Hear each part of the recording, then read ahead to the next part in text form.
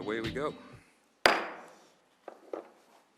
Bold. Evening, citizens, commissioners and staff. I'd like to call to order the regularly scheduled meeting of the Littleton Planning Commission for April 10th, 2017. Could we please have the roll call? Commissioner Bolt, Present. Commissioner Corbett, Here. Commissioner Graham, Here. Commissioner Kruger, Here. Commissioner Rudnicki, Here. and Commissioner Stallman. Here. We have a quorum. Before we begin, I just wanted to give you a preview of coming attractions for this evening. After approval or disapproval of the agenda, we'll approve the minutes. We'll have public comment on items not associated with tonight's public hearing. We'll then go to reports from Community Development Director and staff, chairs and commissioners, any reports. We'll then elect a temporary chair.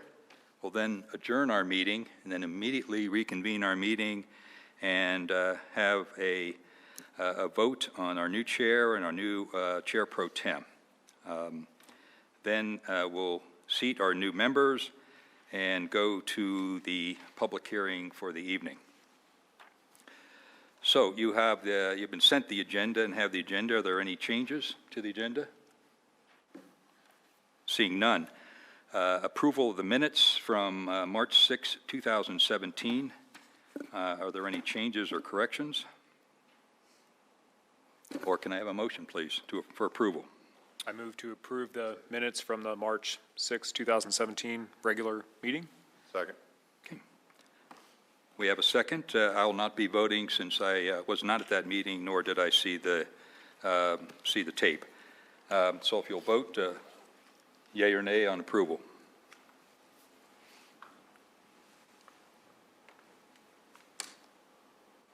All right, the vote is 5-0 with Commissioner Rudnicki abstaining, and the motion carries. Thank you. Okay, now we'll go to public comment.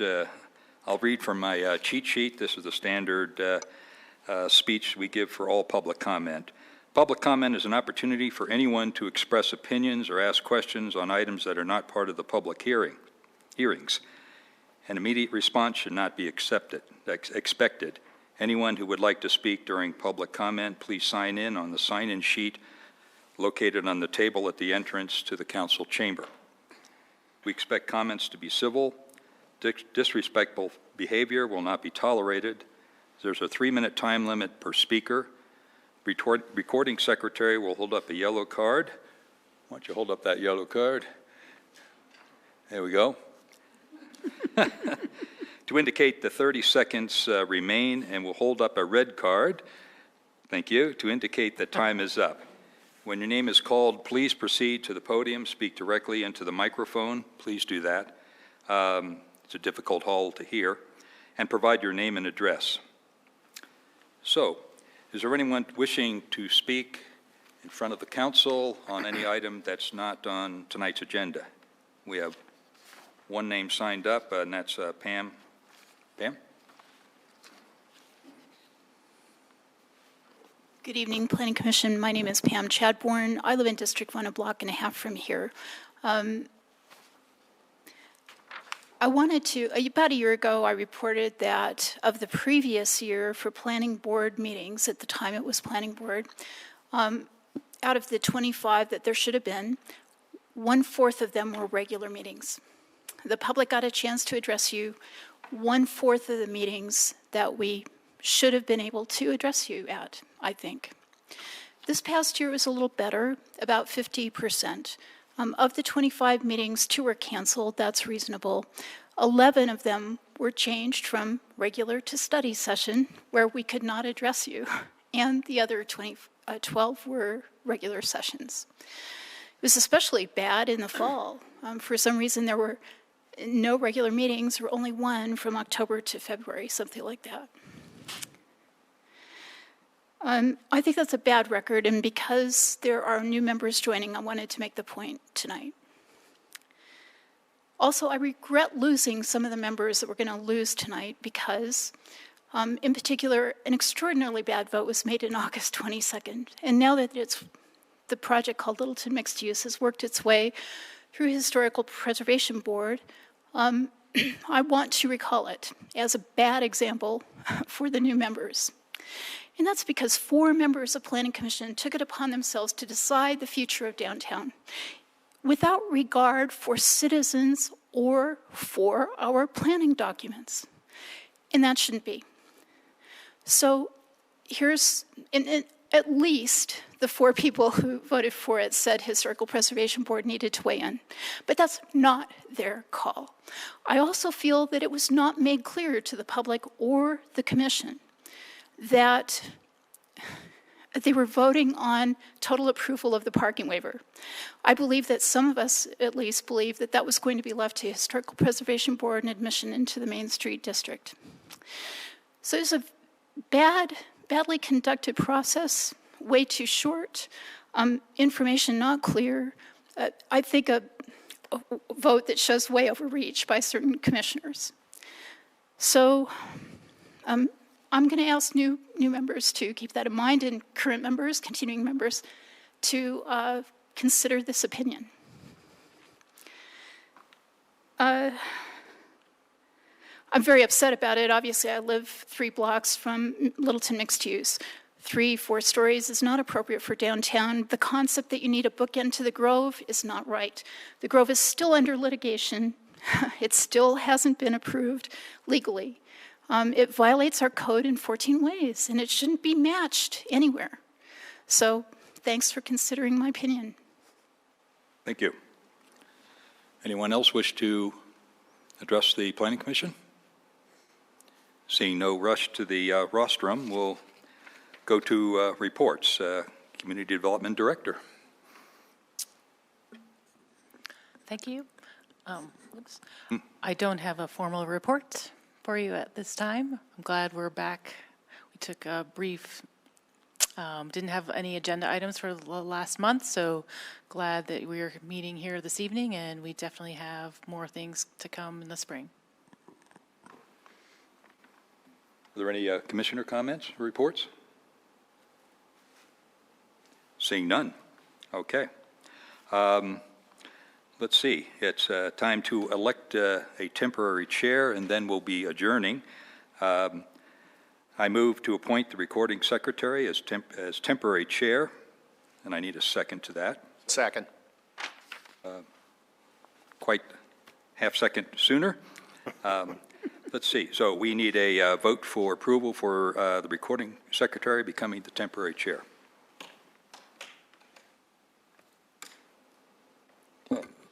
Why, thank you. The motion carries. One hopes. Don't let that power go to your head. Temporary is the operative word. Okay.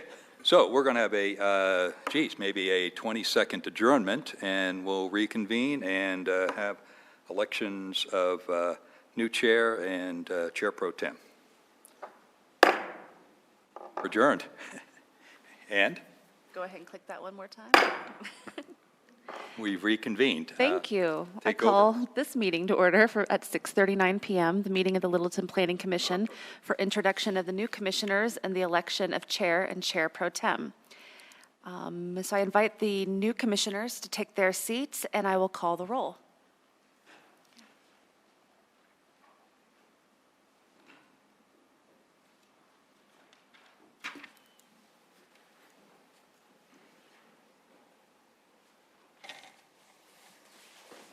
Our Community Development Director, Jocelyn Mills, will briefly introduce our new neighbors in a moment. I will then call for nominations for chair, not a motion, but nominations. This action does not require a second. After all nominations have been made, I will offer the floor to each nominee to provide a brief statement. After all statements have been made, I will ask for a motion to appoint so-and-so as chair for a term of 1 year. A second is required, and then we'll do a roll call vote. This process will end when a nominee receives a majority vote of the Planning Commission. For election purposes only, tonight's alternates may also nominate and vote. And then the same process will be used to elect the vice chair. So I'll go ahead and start the roll call of the new Planning Commission. Commissioner Bolt, Here. Commissioner Breidenbaugh, Here. Commissioner Corbett, Here. Commissioner Graham, Here. Commissioner Kruger, Here. Commissioner Reynolds, Here. Commissioner Rudnicki, Here. Commissioner Stallman, Here. and Commissioner Schwartzbacher. Here.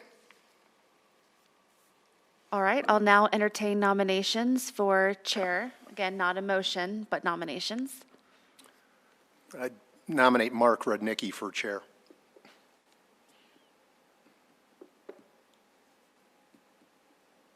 Any other nominations for chair?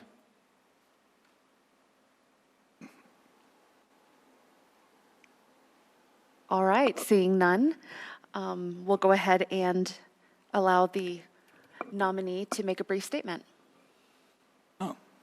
No need for a vote, I assume? We'd let you talk first and then we'll vote. Talk us into it. Oh, my campaign speech. Yes, brief statement, sir. If nominated, I'll run. If elected, I will serve.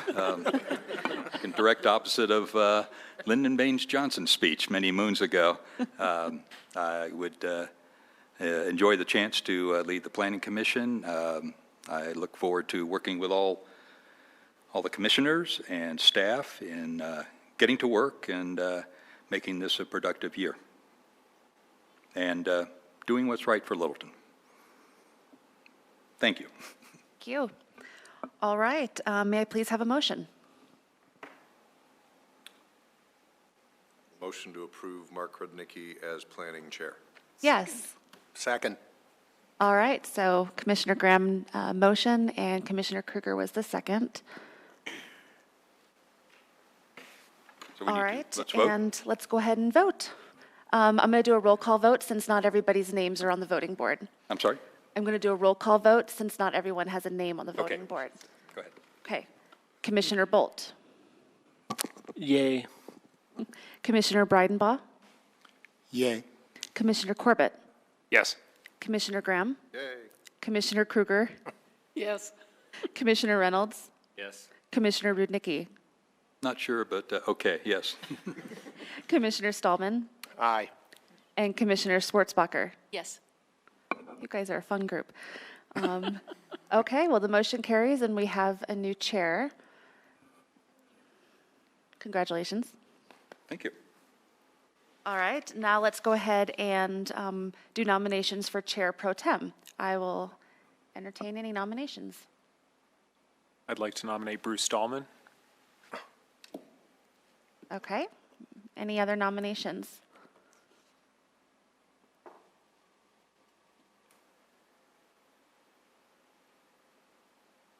If only all elections were this easy. All right, so Commissioner Stallman, would you like to make a brief statement? Oh, I appreciate the opportunity. Thank you for the nomination, and yeah, very much look forward to the opportunity to move things forward. Okay, I'll close the nominations for Chair Pro Tem, and let's go ahead and do a vote. One more time. Commissioner Bolt, Yes. Commissioner Breidenbaugh, Yay. Commissioner Corbett, Yes. Commissioner Graham, Yes. Commissioner Kruger, Yes. Commissioner Reynolds, Yes. Commissioner Rudnicki, Yes. Commissioner Stallman, Oh, why not? and Commissioner Schwartzbacher. Yes. All right, that's unanimous, so congratulations. Your new Chair Pro Tem Stallman.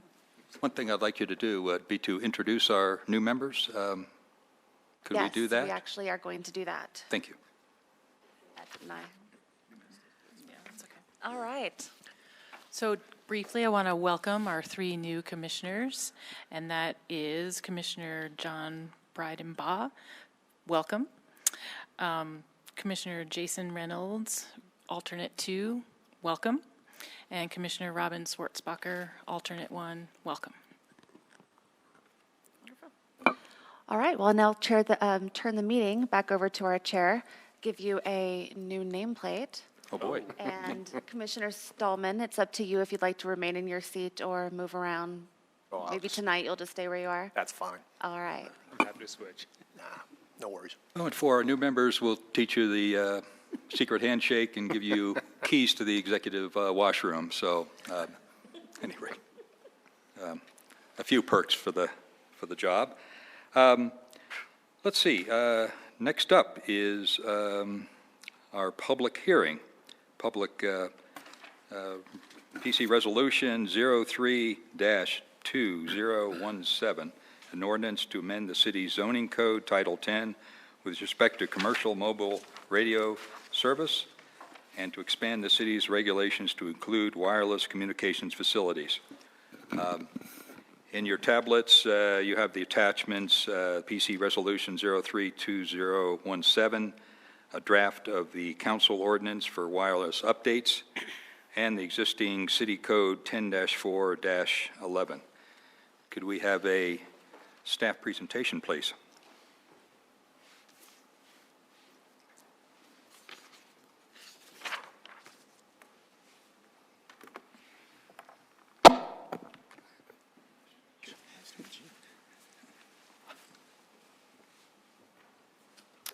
In a moment, once we get the overhead. Were you able to rustle up a few pictures? I was, but I'm waiting for upstairs to get us Sure. on TV here. Okay, there we go. Good evening, Planning Commission. This will be a joint tag team presentation, myself and Brandon Dittman. And before you this evening is Resolution 03-2017. Recommendation of approval is our recommendation to you to amend Title 10 of the City Code with respect to commercial mobile radio service, as well as to expand the city's regulation to include wireless telecommunication facilities. Could we turn the TV Yeah. on right there? The remote's right there.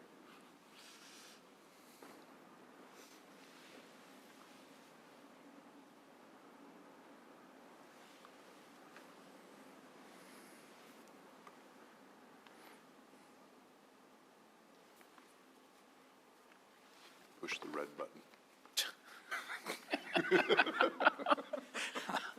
Just have kids at home. Poor gang.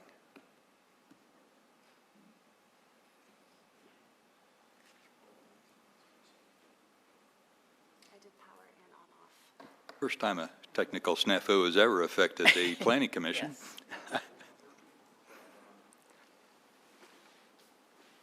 You get your butt up there and fix it. It sounds like you know what you're doing.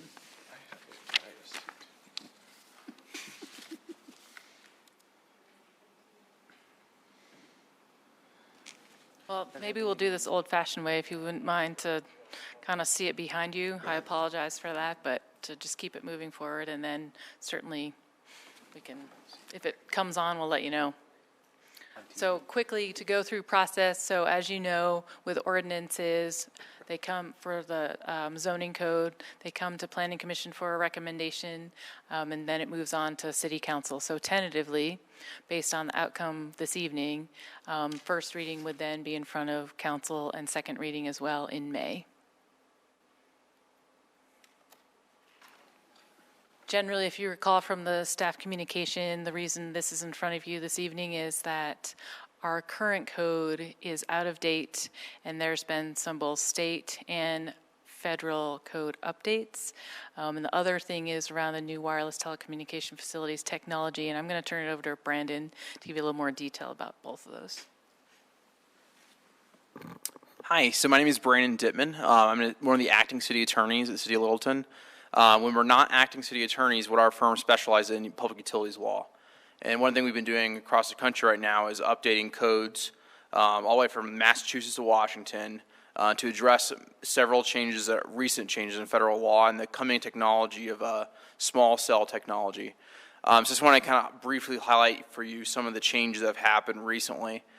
First is Section 332, which is a federal regulation based off the Federal Communications Act.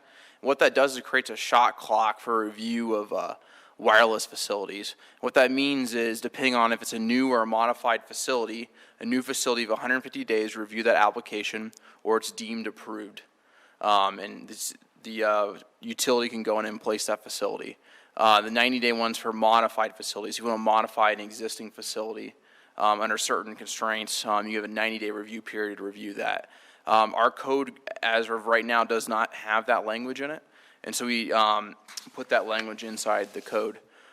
Shortly after that, in 2014, the Federal Communications Commission went back and made another order, this time under Section 6409 of the Middle Class Tax Relief Act, and this is what's known as the co-location order. So this means there's an existing facility, and they're going to modify it to put in another antenna, basically, on that facility. There's very limited constraints on what qualifies as a co-location under the federal law, but if you do meet those constraints and you become an eligible facilities request, you have 60 days as a local government to approve that request for siting. So once again, our code did not have that language, so something we put into this ordinance change was that language. The other big recent change is a state code update, and this is HB 1193, and this bill is actually not fully through the legislature, but it's expected to pass. It's before the Senate right now, and we're expecting it to pass as it is. And what this is basically establishing is a use by right for developers to put in small cell technology. And we're going to get into a little more detail on what small cells are. But as state law currently stands, wireless providers, which have macro sites, have a right to place facilities in the right-of-way. This most relates to backhaul providers of fiber and also your cable companies, which have a right in cable subject to franchise, other providers not, to place facilities inside the right-of-way. This General Assembly is expanding that to allow for micro and small cells to also be placed in the right-of-way as a use by right, subject to local police powers. This goes in effect July 1st, 2017. If the code were to be used as it is now, and there were no changes to apply some of our police powers to the installation of these facilities in the right-of-way, developers could basically put up facilities unabetted without height restrictions, without spacing restrictions, without requiring undergrounding of facilities, which is one of the reasons why we've been so urgently trying to update codes across the state to address this change in law. So what I'm going to show you next is a bunch of pictures about some of the facilities we're talking about. They fall into two general categories, and these are totally new types of devices that are being installed out there. The first is small cells, and the name why it says small doesn't refer to the actual size of the facility; it refers to the coverage area. Your general large cell facilities, we call macro sites, they're designed to cover large distances with their coverage area.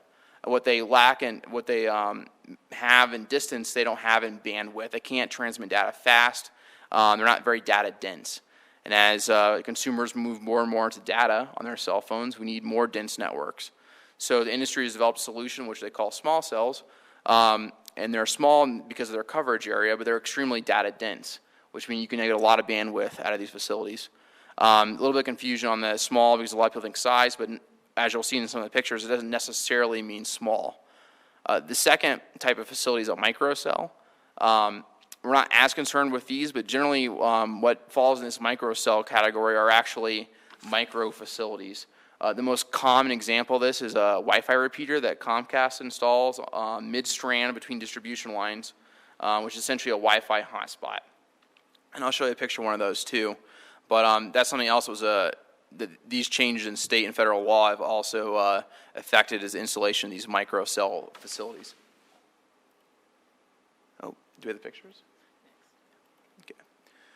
Okay, so I'm going to show you, there's a bunch of different ways you can install this small cell technology to kind of walk you through some of the different ways you can do it. And of course, all facilities may look different, and what our code changes can actually influence on how some of these things look. So this first one is installation on top of electric distribution pole. It's probably a small cell meant for end user service. This next one's one of the micro cells I was talking about. They're really small. They're about 24 inches long usually, and primarily used for Wi-Fi hotspots. And Comcast is the major provider of this right now. I think this one's actually a Time Warner facility, but generally it's Comcast is the one that's installing these types of facilities in the right-of-way. Next is a couple different examples of small cells on street lighting poles. Street lighting poles are the preferred way to install these because they're about the right height to install these types of facilities, and it's existing vertical assets. You don't have to build a new pole. Something we try to do in our code changes, encourage providers to put their stuff on existing street poles, so they have to develop new poles. Next one is a variety of standalone poles. I call these transport poles because they don't, from what I can tell from these pictures, they don't necessarily serve end-user customers.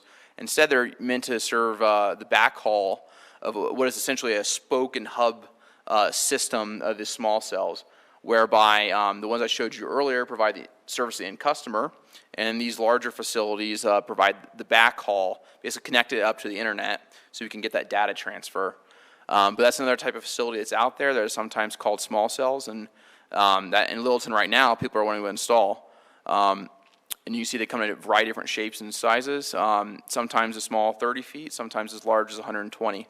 Obviously 120 is not ideal, and so something we try to address in this is giving some ability for the city to control the height of these types of facilities. That's my part in terms of the technology. I think Jocelyn's going to take it back over and talk about the recommendation. This part really is in your staff communication. These are the 3 sections that we're looking at to make some changes. For section 10.411, right now that's the one that talks about the commercial mobile radio services. So we're recommending we delete that section and add a new chapter, chapter 16. And then the second 2 bullet points, we need to update and delete some outdated definitions. And then the last one down there is to clarify the conditional use section for radio transmission and broadcasting structures. So that's pretty much it.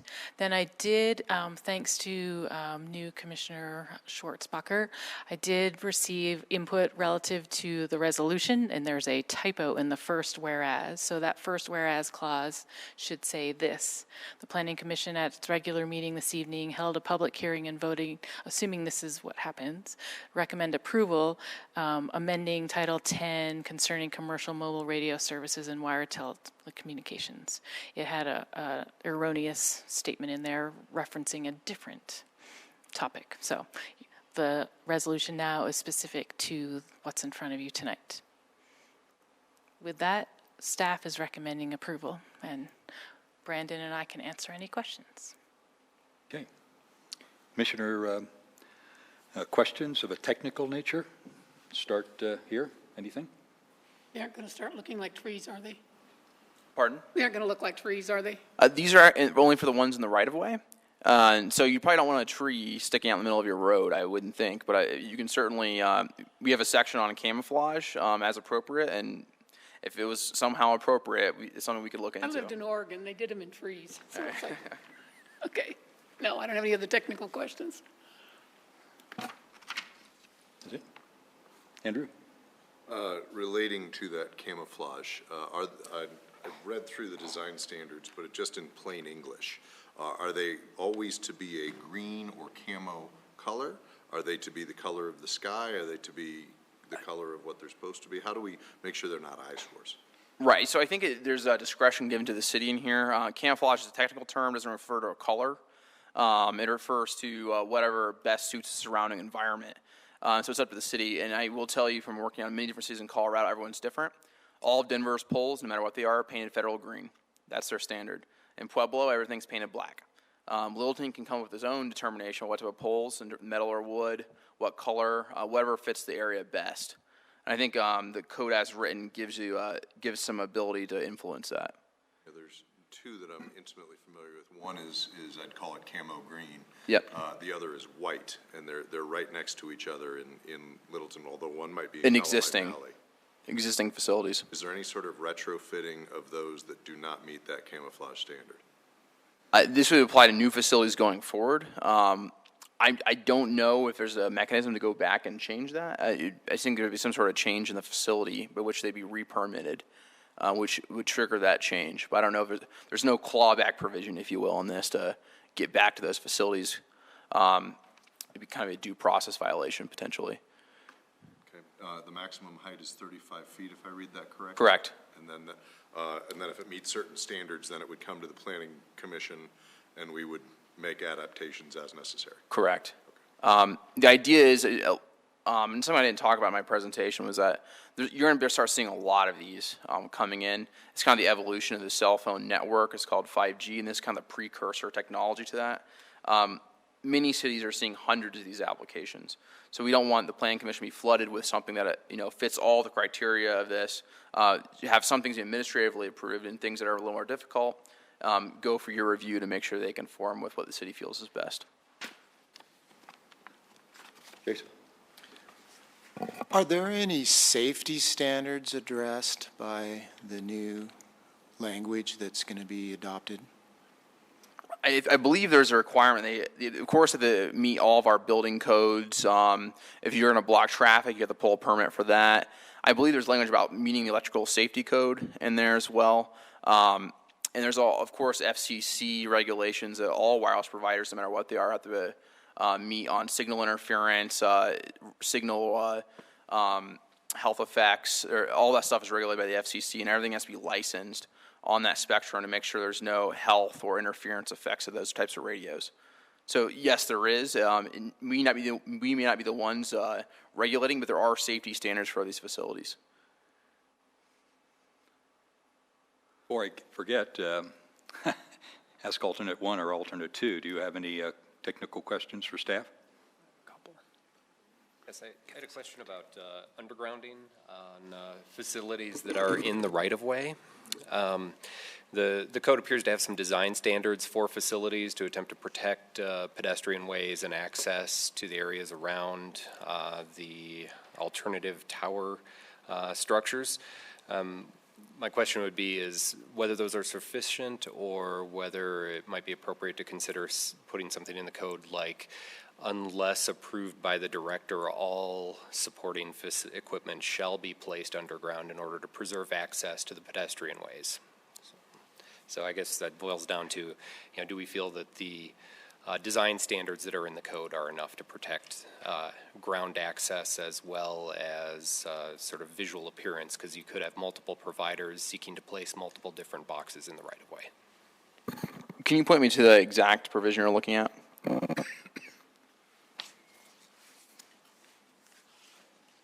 It would be line 964 in the ordinance. Sorry, what? 964. Thank you.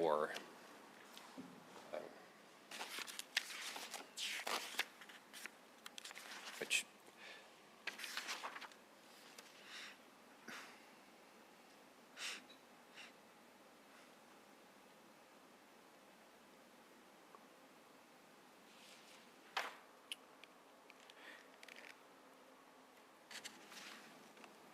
Sorry, just reviewing to make sure. I thought there was something that addressed that in here.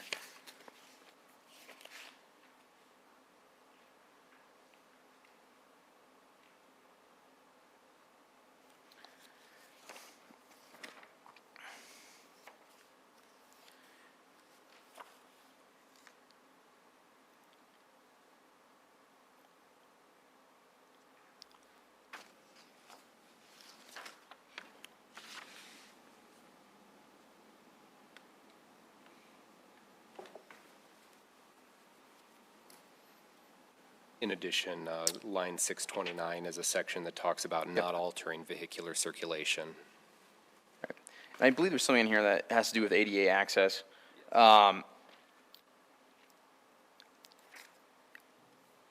There are certain situations, and I think this can be addressed, where it may not be possible to place accessory equipment above ground, but I see what you're saying, where it could be a process by which you come to this commission to pit for a modification of the standards. That's something that can be done. In fact, other communities have requested that all accessory equipment either be buried underground or put on the pedestal of the existing facility. If you have a light pole, it's placed on a pedestal, so it's not on the ground. That's a modification that could be made legally. If Jocelyn, you have an opinion on, it'd be up to them. Yeah, I just think it's something staff feels that could be done if it's in the board's interest. There is a section right around line 500 that mentions in such instances where WCFS are located in areas of high visibility, they shall, where possible, be designed, e.g. placed underground, depressed, located beneath earth, to minimize their profile. Is that? Yeah, I'd probably cover that.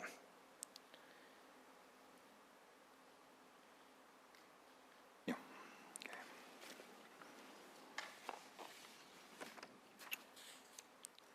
I don't know if you feel that's sufficient or, Yes, and thank you. okay, thank you. Now, Brian? I'll turn it.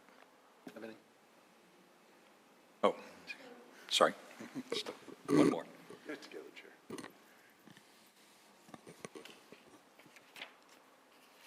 So when you're looking at line 496, we're talking about historic buildings Yep. and that coming possibly, depending on what the director decides, going through planning commission. My question would be, is there any need perhaps to also go through historic preservation if it's a historic building? We actually, we had some feedback on this, and we thought it was best not to have too many processes involved. And, it could always be a study session had by HPB or something that needed that input. But we think that it is well within the power of this board to evaluate that if necessary. The real concern is not having too many layers of approval. The reason being the shot clocks we talked about earlier. We're under a pretty tight timeline for these facilities. Under the new state law, it's going to be 90 days to put in a qualifying small cell facility. So if we have to do both an HPB, Plan Commission, potentially council, it may not be possible in addition to staff review to get all that done. Thank you. And Jocelyn, do you think that the new plan would have the teeth you need to protect the community and the residents, especially for, camouflaging and making sure that it's not an eyesore? I believe the way it's written and based on experience from other communities and what they are suggesting we do, that it has pretty good focus around protecting the community character. Thank you. And this is kind of a clarification for myself. Reading through there, there's the eligible, which seemed to be structures that had no substantial changes. There was non-eligible, which still could be, I'm guessing that would be ones that had substantial changes or new. Yes. And then for conditional, that's when you went into, well, basically things that weren't the wireless communication. Oh, no, that's not true. Anyway, hang on. My thingy died. And it doesn't want to come back. So if I may. Go ahead. Address. So what that's really getting at is these different types of shot clocks we got. So if it's a new facility, it's 150 days. If it's a modification, a substantial modification, then it's a 90-day shot clock. If you fall within the special category established by federal law of eligible facilities requests, which is primarily a co-location, which does not present a substantial change, which is defined by federal law that we incorporate in here, then you get the 60-day shot clock. A conditional review would be triggered when you basically, you're a new facility and you cannot meet the requirements of this code. And so there would be a conditional review process conducted for basically modification of these standards. Thank you. Yep. Brian, now. Finally. Thank you, Chairman. Thank you. I have two very technical and probably high-value questions. First is, how are we spelling co-location? So there's a lot of debate on how you're supposed to spell co-location. The industry prefers it where it's one word and not hyphenated, and that's kind of the common parlance. So it's usually not hyphenated, one word, co-location. And how many L's? I think one. Hopefully it's in here right. Is there multiple instances where it's different? Yes. Okay, that's a change we can go back and fix. I believe it's one, but we can make sure we get it right, conditioned on your approval, of course. Okay, so I've just seen it with both spellings in there? It's spelled many different ways. But the industry definitely prefers the one-word version. You can also see it sometimes where there's co-location. I believe it's one L is the way the industry parlance is. And then, so along those lines, will the actual ordinance be presented in all caps, pardon me, all caps, or will it be upper and lower, like true sentence structure? I actually find it hard to read when it's all caps. I feel like it's emphasis everywhere and shouting. Right. Yeah. So this is the legislative format where it shows the changes that are being made. It could be attached to exhibit in plain English, if you will, but this is the way it has to be presented to council in the legislative format. Okay. So it certainly we could attach as an exhibit. This is what it looks like in the the plain English, if you will, version of the ordinance. So this is just for presentation for legislative purposes? This is the official way it has to Yeah. be done. Okay. Yep. Okay, thank you. And then, can you give some examples of developers' rights of way that would be impacted here? Mostly what you showed up there seemed like city and utility. Right, so this only relates to the public right-of-way, which is what the city owns, there's streets and roads. What the industry is moving towards is putting facilities in the right-of-way for a couple different reasons. One, because there's a lot of it, and there's state and now federal law that basically gives them access to it. And two is that they don't have to pay rent when they're in the public right-of-way. That's both a requirement under state law and probably soon to be federal law that they can't charge rent for. We can only charge a reasonable permitting fees, not any sort of rent for placing these facilities in the right-of-way. Versus if you were to place these facilities on private property, that private person has every right to charge for rent, and sometimes it's very substantial, past $30,000 a year for rent. So this is meant to address the public right-of-way issues, and it doesn't really relate to the private citizens' access. Okay, but the House Bill 1193 does give developers rights to place? It gives industry providers rights to place facilities in public right-of-way. Not like a commercial developer, like a building developer, but like an industry, like T-Mobile or Verizon or AT&T. If they come to the city and say, you would like to place facilities in your right-of-way, they have a right under state law to do so. So in the legislative text where it says the bill gives developers the use by right to deploy small cells in the right-of-way, that's not what we think of as developers, real estate developers. It's more cell technology These cell developers, if technology you will. Your developers. Verizons, your Comcast. Comcast getting the wireless game now. They also have their Wi-Fi facilities. And also independent companies like Crown Castle and Mobility, American Tower Company, who are kind of like wireless speculators who build facilities for to lease out to different carriers. That's who we're talking about when we say developers, not a developer and probably what you're more commonly used to. Okay, okay. And so individual property owners have rights to put small cell technology on their property today? They can put their own, subject to all local zoning controls. Private company like Verizon can put a small cell on private property. But the incentive is clearly to put it in public right-of-way, both because you don't have to pay rent, and two, because you're closer to the end user usually. Okay. And so if we don't do something before House Bill 1193 gets passed, the state law will supersede anything we do in the future, or? It's not so much as supersedes anything we'll do in the future. I mean, you certainly can't do a blanket prohibition. But what it does do is say they have a right to be in the right-of-way, use by right, and it's subject to local police controls. So what we lose the opportunity to if we don't pass this, some sort of resolution or ordinance restricting these providers from what they can do, is basically a free reign to install your facilities in the right-of-way, subject to what's on the books. Okay. Right now, we don't have the type of controls to control spacing, camouflage, the height of facilities. And as I mentioned earlier, some of these facilities could be 120 feet in the air, which certainly I don't think a lot of people want in a residential area per se, on the street. So, okay, thank you. Bruce? Thanks. I'm going to have a few. I'm going to sort of start, I guess, maybe at the back and work forward, because I think I sort of, once I got through it, I had a better sense of the context. But, for example, starting on line 899, you've got base stations, and then you've got alternative tower structures on 922. And then you've got alternative tower structures within right-of-way on line 942. And then you've got all other towers starting on line 966.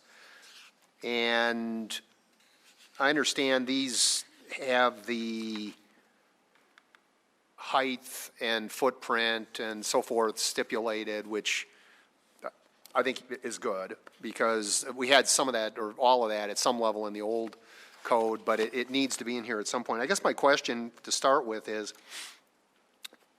we are going to have institutional knowledge sufficient to be able to ascertain which category a particular project is going to fall into?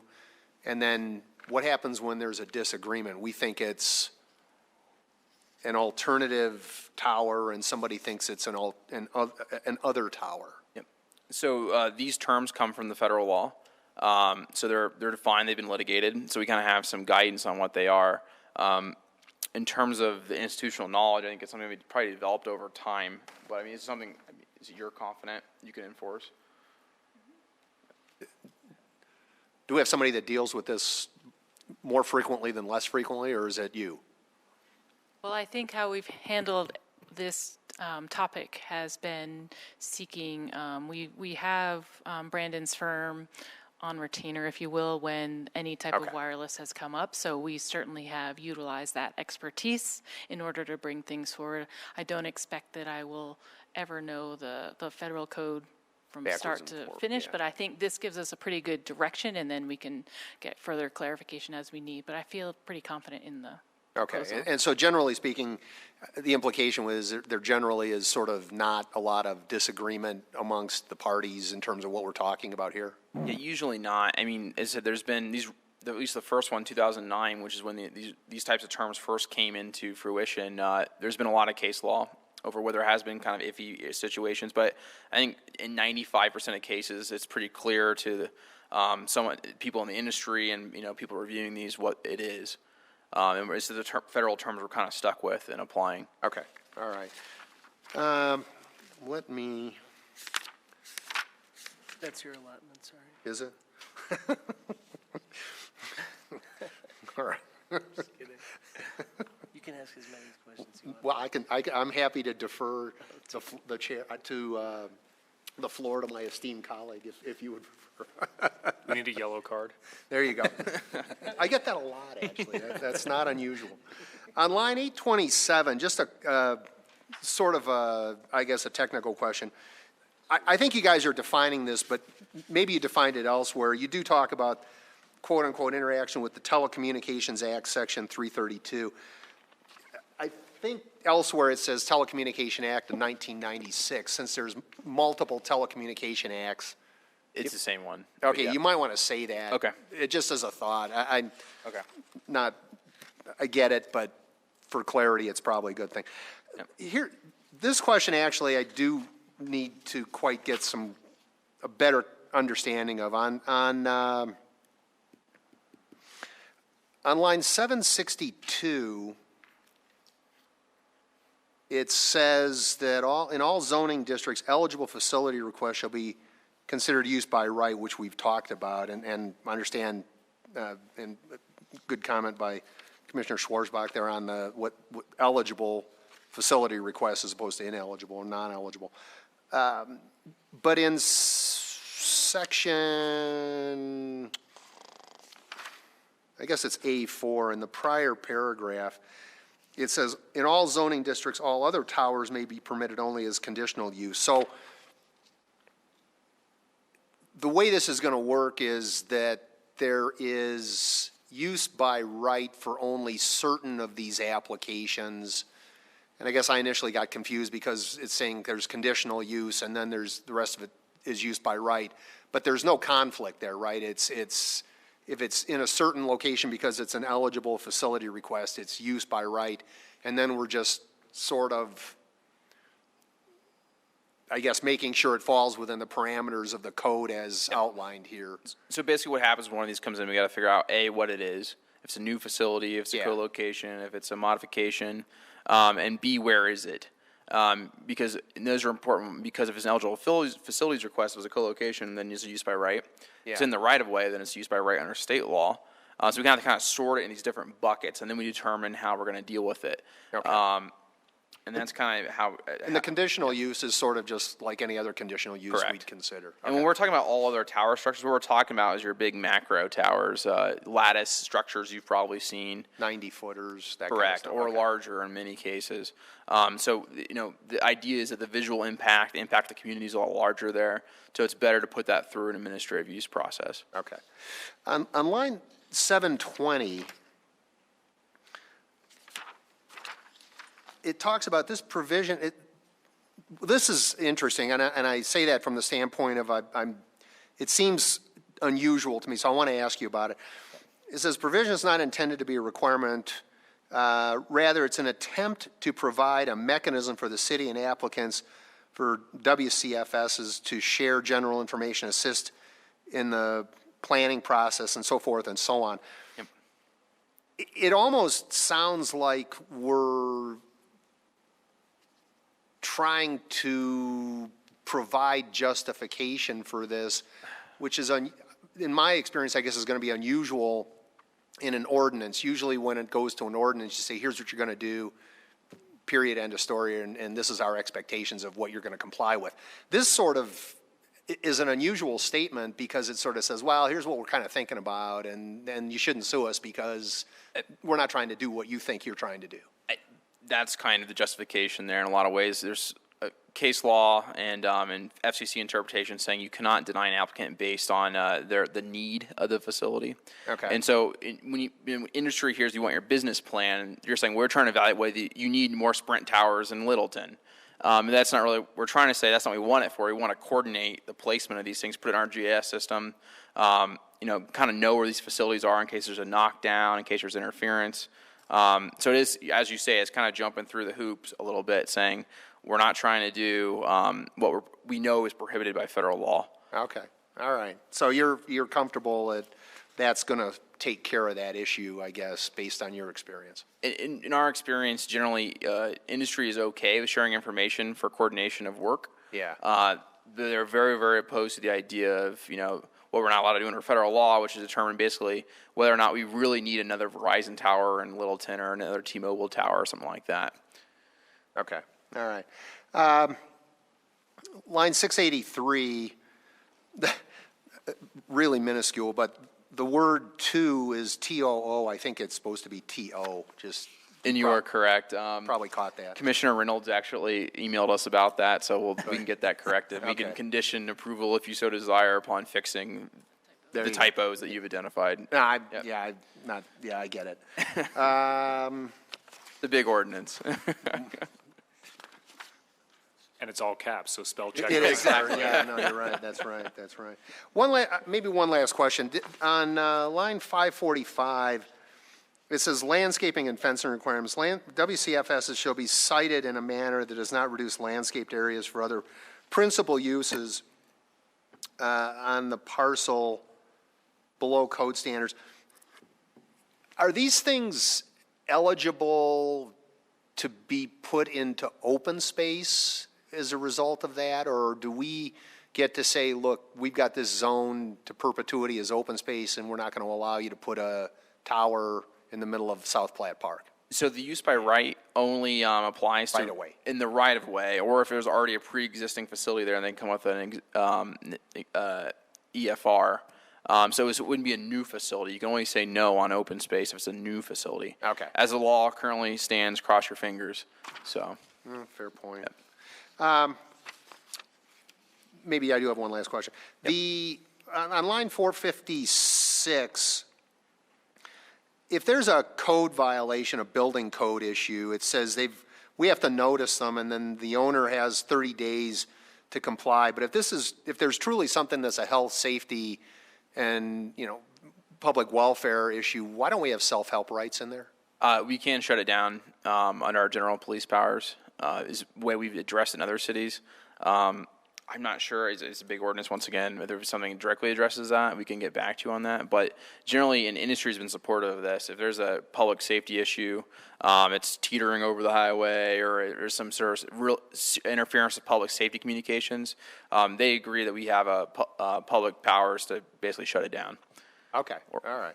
And we're still okay then with that having, if we can do that, then I guess we don't really care if they have 30 days to fix it, as opposed to like 10 days to fix it? Right. I mean, I think this is more like the more minor things, are not a public pressing public safety type concern.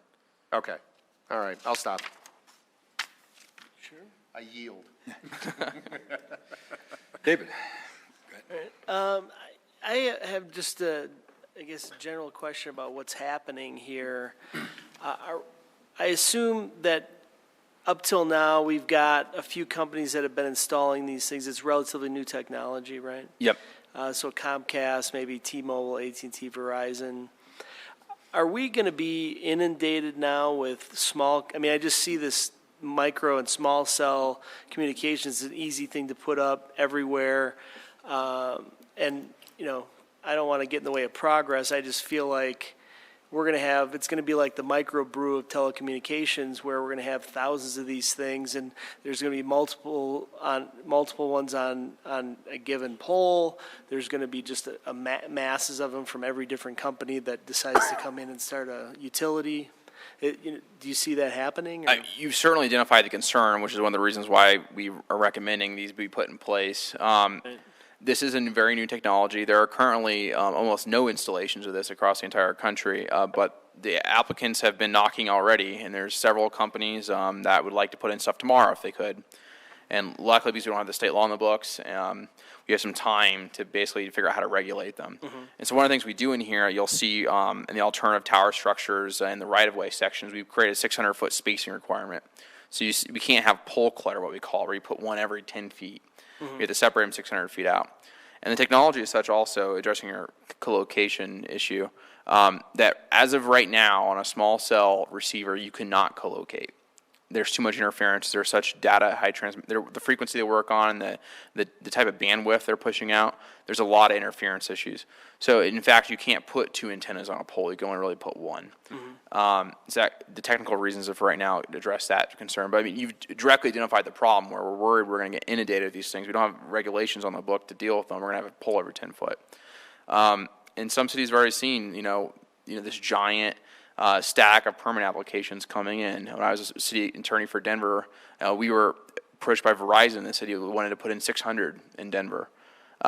We don't see that many for Littleton, but one of the reasons why we separated these reviews out, and from being both administrative and only in limited cases going through a quasi-judicial body like yourself, is because we don't want us to be constantly approving permits through your body or any other quasi-judicial body in the city. Okay. All right, thanks. Is that it? That's it. I want to follow up on something that David started. If you had to put your sage hat on, in 10 years, how many small cell or micro cell pieces of equipment are going to be in Littleton? 10? 100? It's really hard to say, but it's for a city this size, you're probably looking in the hundreds number. The one caveat of that is technology is getting better. As I said, right now the range of these things is very small. We're talking, a city block or two, not, like a macro cell where you can cover miles, like half the city in a single facility. So you need a lot of them by necessity, and we're getting sort of coverage map with them. But we predict as the technology gets better that, you may be able to extend out that range a little bit, so you might need less of them. Okay. But it's hard. This technology is so new that it's really hard to know how many but they're going to be. But I can tell you the industry wants to put up a lot of them. And as we push towards 5G, the next iteration of cell phone technology, this is the kind of technology that enables that next jump in cell phone technology. So you're going to see more of them, without a doubt. Okay. You spoke somewhere about noise for repairs, et cetera. These units themselves, if they put out a hum that'll drive you nuts, or are they ultra quiet? Generally not. At least to my understanding, there's not a hum. Usually when you get that hum, it's not the radio frequency itself, but it's an electric current that's running through it. And we're talking about really high voltage type facilities, which would not be a small cell. These things, they run off a standard utility meter. They probably use less than your street light. So they're not very high powered facilities, and you should, if they're functioning properly, probably not going to have a whole lot of noise emissions. Okay. Let's see. Concerned a little bit about location in residential neighborhoods like R1, R2, R3 in Littleton, very residential, no commercial.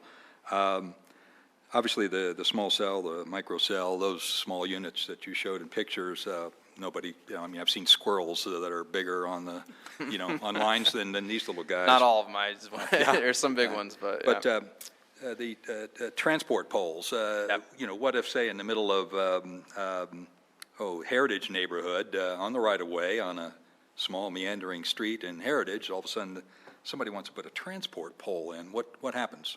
Well, I believe that the zoning districts extend out to the middle of the right-of-way. So if it's an R1, R2, R3, whatever the height restriction is in that zoning district would apply to the right-of-way up to the center Height line. restrictions for the housing would apply? Per structure, yeah. Okay. So whatever, usually it's like 30, 20 feet for residential. If that's what it is, you can't put a pole higher than that. Unless you want to come in for a conditional use, and as you probably know, you're probably not going to get it if you're looking for a 150-foot pole in a residential area with a 30-foot height limitation. So is this set up so that if some of those very large poles wants to go into, say, Heritage or Aberdeen Village, it's a conditional use, it'd have to go before the Planning Commission? Correct. Okay. Which the intent there is to try to, encourage these developers of cellular technology to really put it in places where it makes sense, the industrial areas which have higher height limitations. They may not always work for their network, which is why they may still come for a conditional use. But certainly the intent is to try to push them towards places where it's more reasonable to have a facility that size. Okay. Reading all 30 pages, where did all this verbiage come from? You, or is it just a national zoning code? Some guy with a green shaded hat wrote this, and now it's being applied all across the country in every zoning code? So it's come from a lot of different places, and it's been kind of a work in progress. So about last year, I'd say sometime in the summer, we started getting these first applications for small cells. And cities are seeing this, especially the bigger cities first, and we're getting hundreds of applications. Like, what even is this? How do we cite this? No one's ever wanted to put anything in the right-of-way before.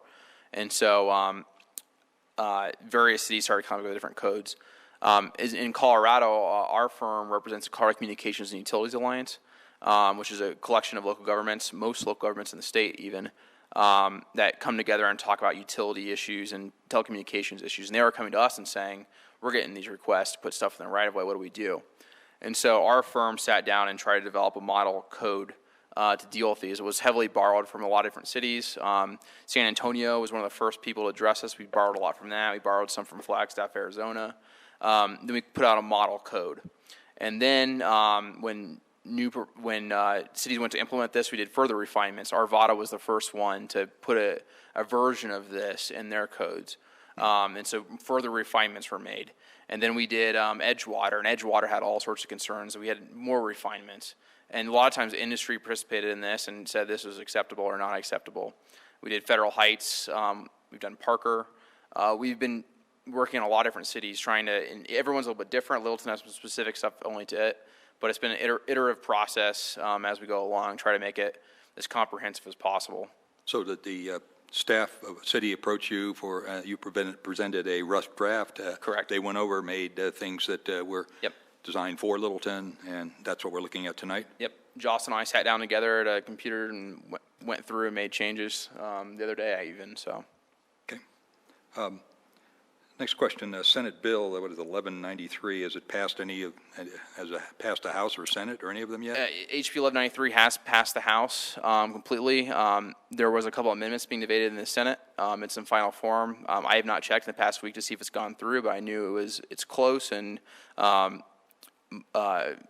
in my firm is the acting city attorney. Ken Fellman was one of the primary drafters of that bill in coordination with industry. And he assures me it's going through as written soon, if it hasn't already. So, okay. Just one more question. Page 15. It's I don't have. Whoop. See if we can find the line here. Starting at line 533. I don't quite understand lighting. Period. WCFS shall not be artificially lighted. And then a comma, unless required by the FAA or other applicable government authorities. Then there's another comma, or WCF is mounted on a light pole. Can you, the sentence is awkward. Can you explain what's going on there? I can. So there's an FAA requirement if you're over a certain height to light it. It's a red blinking light you've probably seen on a cell tower. The closer you are to an airport, the lower that number goes down. You have to light it for FAA purposes. The governmental authority one's self-explanatory. And the third one, which I think may be causing confusion, is those co-located poles, where you have a light pole which has a WCF placed on it. So you actually go back to the pictures I'll show you.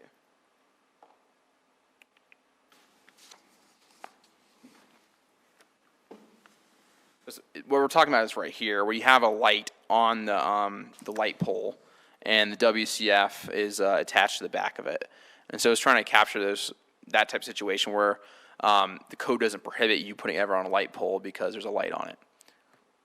I see. Okay. Any other questions? Yeah, I'd like to add something to what Mark said about the residential, and this is more out of curiosity. If somebody comes to us for a conditional use in a residential area, with LED technology, it's easy to put lights on just about anything. Would it be in our purview to say, hey, if you create something that looks like an historic light, several down the street, that's lighted, and you build your thing in there, then we'll go ahead and approve it. And that kind of speaks to the camouflage we were talking about earlier as well. Is that something that's in our ability to control, at least to some extent? It is. And in fact, in a lot of communities, we've asked people who want to put in new facilities to either tear down an Excel pole and put up a new compliant pole, or to put in a lighting facility that surrounds the historical structure. That's something that we've asked many times, and industry has generally been supportive of. In fact, if you go down to Denver near Civic Center Station, there's a couple of them right now where they put up Denver basically designed a pole and told Verizon to put it up, and they did. Okay. So. Okay, great. One question. Go ahead. You mentioned that on private property, there's usually a rent incurred to rent that. Is the city leaving money on the table by not charging for stuff like this?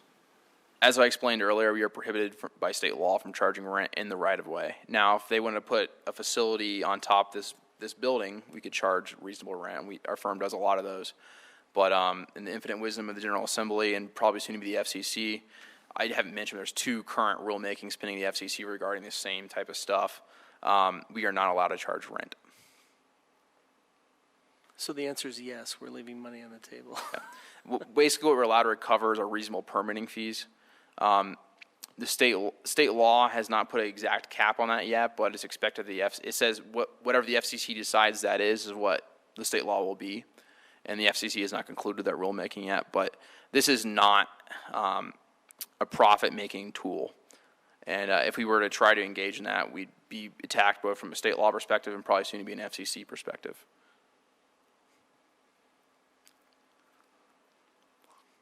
Any other questions? Seeing none, we'll open up the public hearing portion of the case. Remind the public, previously mentioned the infamous yellow card, red card, 3 minutes, and please act with decorum. Do we have a sign-up list at all? Same list? Actually, it was underneath the other list, but it was blank. There was no one signed up. Okay, I didn't see any names. Is there anyone that wishes to speak? Pam? I'm Pam Chadbourne. I live a block and a half from here. And downtown at one time had a goal to underground its utilities. And to me, that's quite an obvious there's obvious reasons for that goal, because we have a mess of old poles leaning. They look funny. They've got a bunch of stuff already on them. Can transformers and stuff like this. I believe that on my easement in my alley, I saw some contracted installer putting one of these 2 houses down for me just a few weeks ago. So let me just mention some things. You are going to consider this with corrections for the spelling of co-location, the standardization of referring to the 1996 law in the same way everywhere, and having the public power to shut down anything if there's an immediate safety hazard. I want to bring up that, we considered the B2 height limits and failed to enact them. This is a reason to enact B2 height limits, because in B2, you could put up any kind of tower. I don't want that in Littleton. That is not appropriate for a city. So I'm going to ask you to reconsider B2, which I think I've done before. This is another reason to do so. Lighting. Boy, we don't want to add more lighting unless we have a good model lighting ordinance. which unfortunately was repealed a few years ago. Planning Commission, I want you to bring back up the model lighting ordinance developed by the International Illumination Engineers, which assures that we've got better lighting. So if they're going to be used as a ruse to mount these kind of devices, at least we get better lighting out of it. Finally, the new head of the FCC has already sold us out, allowing ISPs to sell our user information and use it in any way they like. He immediately reversed that ruling. So, and more is ahead. He's quite clear about his desire to sell out to industry. And you heard all along, this is for industry. But anybody ever see Blade Runner? One of the design features there was that buildings just have a bunch of stuff added to them. The posts have straps around them with more and more stuff, and here's one version of that. This is the exploitation of the public right-of-way for the profit of industry. And I want to make sure that we charge a reasonable fee for this, that you protect us that way. And I didn't read this. I wanted to hear the discussion. I'm glad you've brought these issues up, but I see this as exploitation of the public, one more example of that, to profit private industry. So I hope you can protect us. And I mentioned some things I'd like you to consider. Thanks. Thank you. Seeing no one else in the audience, I assume nobody else is coming down to speak. So we'll close the public hearing portion.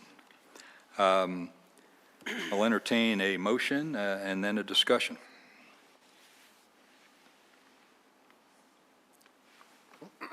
I move to approve Planning Commission Resolution 03-2017 to amend the city's zoning code regarding the commercial mobile radio services and to expand upon the city's regulations to include wireless telecommunication facilities, which forwards a favorable recommendation to City Council. We have a motion. Is there a second? Second. Any discussion? So with those few edits, would that be suggesting amendments now? It'd be a condition of approval. Say it again. Condition, you're talking about the spelling fixes and Yeah, the tweaks. Yes. Yeah, you amend the motion for the condition of approval. I don't know what Need he to said. make sure that that's stated as part of the motion. It needs to be a condition of the approval of the motion. Okay. You want to add that condition? Yeah, so amended. If you please. How do you want to do it? You want us to withdraw the first motion and then restate it? We add an amendment and then see if that Yeah. passes. Can you add this to add the? Or we can just amend it. Whichever way you'd like to do it, you can withdraw and have a new motion, or you can amend it. Why don't we just, it's up to you, Chair. I think you just add the amendment. That's fine. You're staying with the basic motion. Add the, Okay. with the following conditions. I think it was, and there's space for 1, 2, 3. I think just add your conditions. Okay, I'll move to amend the motion to include the conditions discussed in the meeting, which include but may not be limited to the co-location change, the reference to the Telecommunications Act of 1996, and various other spelling changes. I guess that's it. I think that's. Second. We have a motion and conditions. And it was second. You need a second on We need a second, yes? amendment. Second. Thank you. Yeah, second. Okay. That, okay. Any other discussion? Go right down the line. Any here? Any here? Okay. Seeing none, let's vote. I think you have to vote on the amendment amendment. first. Oh, you're right. Okay, we're going to vote on the amendments, the condition amendment first, and then we'll vote on the main motion. So amendments first. Please vote. Up is yes. All set? We got it now? All right, the vote's unanimous and the motion carries. Thank you. The amendment. The amendment. Now, the amendment, now the Right, main, the amended motion. No, the amendment. the amendment. Yes, the amendment itself carries, and now you can vote on the That's correct. amended motion. Now we're voting on the main motion. As amended. Please vote.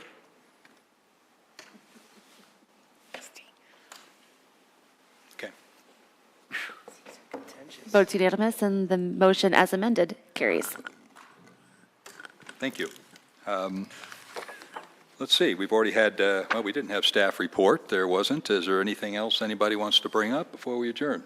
I just have one announcement and one reminder, if you will, to remind you that your next regularly scheduled meeting is April 24th, and that is going to be the first annual Boards and Commissions Symposium, which will be all of the boards, the city boards and commissions, and it will be a legal training as well as training from the clerk's office.